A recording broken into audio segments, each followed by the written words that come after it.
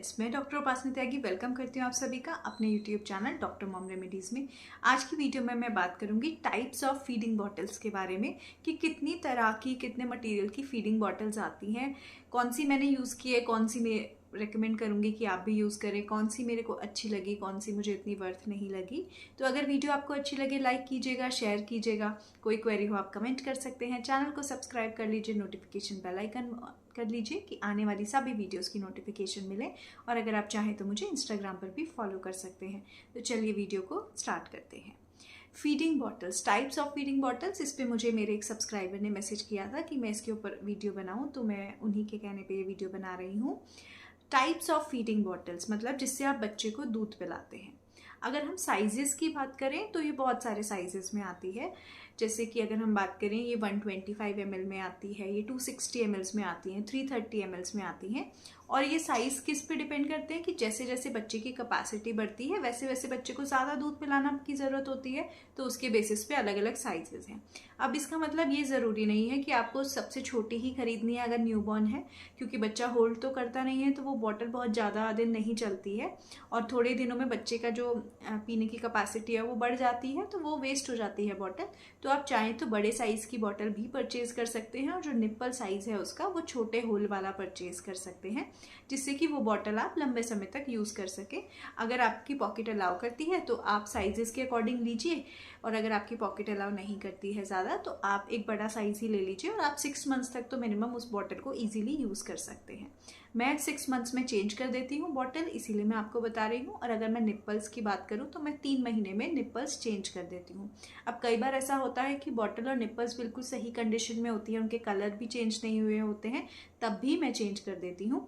और अगर मुझे कोई बॉटल ऐसे लगती है कि 6 मंथ से पहले ही, कभी कभी बॉटल होता है ना कि उसमें कोई चीज़ आपने और कोई जूस पिला दिया तो उसका कलर चेंज हो जाता है, वो बॉटल वो कलर ले लेती है, तो मुझे उससे सेटिस्फेक्शन नहीं होता, तब भी मैं वो बॉटल्स चेंज कर देती हूँ। बट अगर मैं आइडियली बात करूँ तो 6 मंथ्स में बॉटल चेंज और 3 मंथ्स में उसके निप्पल चेंज। अब बात करते हैं कि किस किस मटेरियल्स की आती हैं। ये प्लास्टिक मटेरियल्स की बॉटल्स आती हैं। अगर आप अच्छे ब्रांड की बॉटल्स लेते हैं तो वो नॉन टॉक्सिक हैं, वो BPA फ्री हैं, मतलब वो बेसिकली अगर बिल्कुल आम भाषा में बोलूँ तो उसमें हार्मफुल केमिकल्स जो हैं वो नहीं हैं। जो वो प्लास्टिक हैं वो सेफ प्लास्टिक से बनी हुई हैं, अच्छी क्वालिटी की प्लास्टिक से बनी हुई हैं। तो ये बोलना कि क्योंकि प्लास्टिक बॉटल है नहीं पिलाना चाहिए नॉल, ऐसा नहीं है। वो बहुत सारे टेस्ट पास करके ही गवर्नमेंट ने अप्रूव किए हैं, तभी वो प्लास्टिक्स जो हैं की जो बॉटल्स हैं वो बच्चे यूज़ कर पा रहे हैं।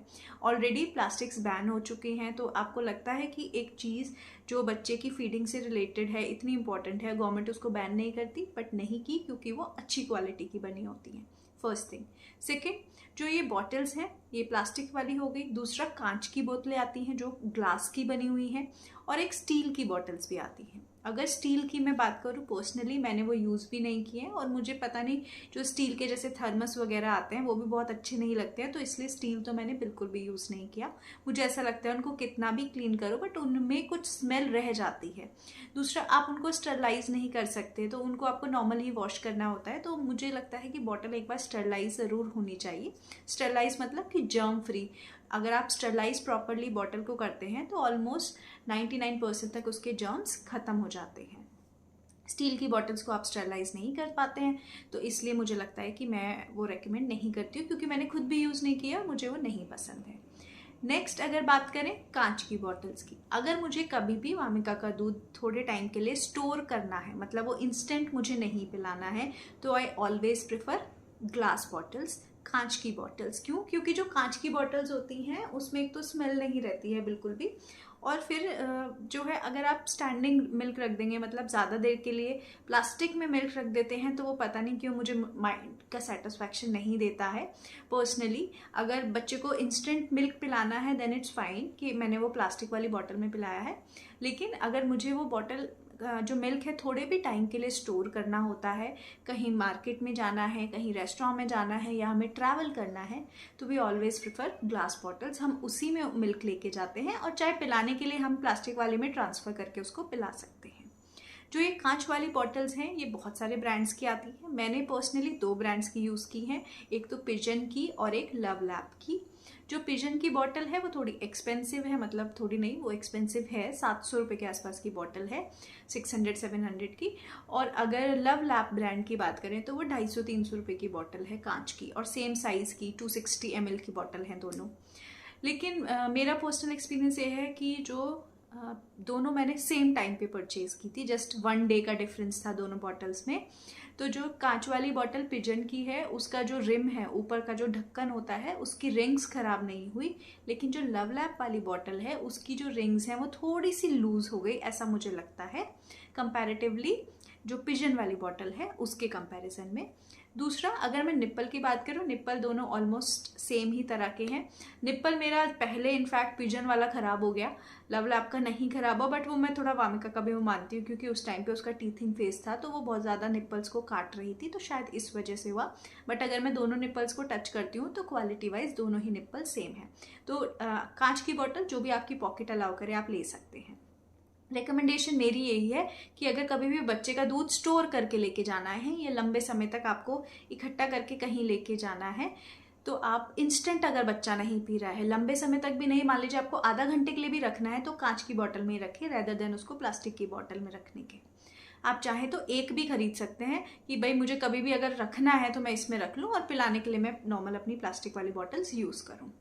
और अगर आप चाहें तो सारी सिर्फ आप कांच की बॉटल्स भी यूज़ कर सकते हैं, पर कांच की बॉटल बच्चे को देना थोड़ा सा रिस्की, क्योंकि कांच होता है, आपको थोड़ा ध्यान रखना पड़ता है, तो वो सब केयर उसके साथ करनी पड़ती है। तो मैं सिर्फ ट्रैवलिंग के टाइम या स्टोर करने के टाइम जब मुझे उसमें दूध रखना होता है तो यूज़ करती हूँ, नहीं तो उसे नहीं करती हूँ। अब अगर बात की जाए प्लास्टिक वाली बॉटल्स की जो मोस्टली घरों में यूज़ होती है, मैं अगर अपनी पर्सनली बात करूँ, सबसे अच्छी जो बॉटल मुझे लगी है वो फिलिप्स एवेंट की नेचुरल फीडिंग बॉटल लगी है। जो फिलिप्स एवेंट ब्रांड है उसमें जो है और भी आती हैं, अगर आप देखिए ना, उसकी एक वेलबींग वाली भी बॉटल आती है, वो पर्सनली मुझे इतनी अच्छी नहीं लगी, वो मैंने यूज़ भी नहीं की है।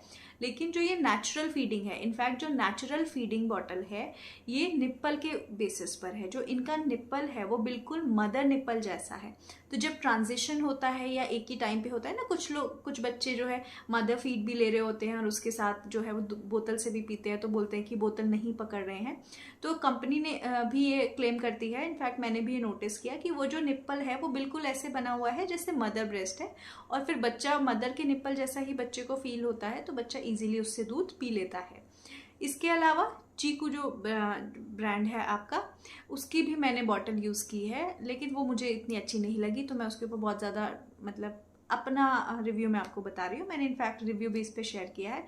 अगर मैं फिलिप्स और उसको कंपेयर करूँ तो मैं चीकू को नहीं बोलूँगी आपको, मैं आपको फिलिप्स एवेंट ही बोलूँगी। और फिलिप्स एवेंट की भी natural feeding bottle plastic wise बहुत अच्छी है, क्वालिटी बहुत अच्छी है, निप्पल्स बहुत अच्छे हैं, मतलब जो उनकी बिल्ड क्वालिटी है वो आपको ऐसा लगेगा कि हाँ बहुत अच्छी क्वालिटी के हैं। चीकू के थोड़े से मुझे ऐसा लगता है कि थोड़े हल्के हैं, और कुछ टाइम के बाद उनके ऊपर जो प्रिंट्स होते हैं वो भी उतर जाते हैं जब आप स्टरलाइज करते हो विद टाइम। तो इस तरह की बॉटल, इतनी एक्सपेंसिव बॉटल, आप 600-700 रुपये की बॉटल्स परचेज कर रहे हो और उसके साथ ऐसा हो, तो इट डजंट सीम्स कि आप उसको दोबारा परचेज करना चाहोगे।